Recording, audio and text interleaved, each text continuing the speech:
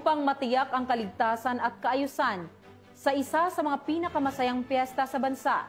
Nagpakalat ng Police Regional Office 6 ng mahigit 300 na kapulisan para sa Mascara Festival sa Bacolod City. Yan ang balitang hatid ni Patrolwoman Justine Halores.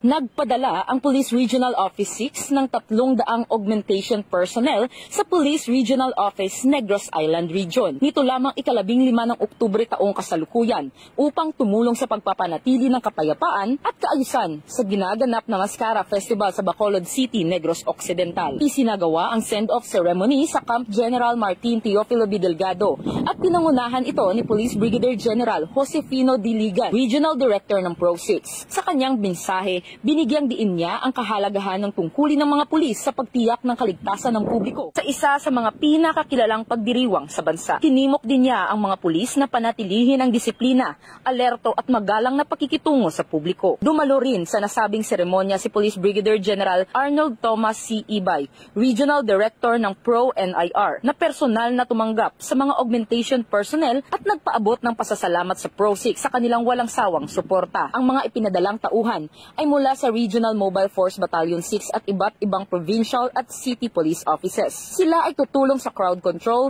traffic management at pagpapatupad ng batas sa panahon ng makulay na pagdiriwang. Inaasahan ng pagdagsa ng libu-libong bisita sa Bacolod City, kaya't mahalaga ang mas pinaigting na interagency coordination at security measures upang mapanatiling ligtas at maayos ang selebrasyon. Pagkatapos ng Mascara Festival ay babalik ang mga pulis sa kani-kanilang mga unit. Ang hakbang na ito ng Police Regional Office 6 ay patunay ng dedikasyon at malasakit ng pambansang pulisya ng Pilipinas sa pagpapanatili ng kapayapaan at kaligtasan at pagkakaisa ng mga rehiyon. Isang malinaw na larawan ng bagong PNP para sa bagong Pilipinas. Serbisyong tapat, mabilis at nararamdaman. Mula rito sa Police Regional Office 6, ako ang inyong PNN Correspondent Patrolwoman Justine May Halores. Alagad ng batas, tagataguyod ng balitang pulis.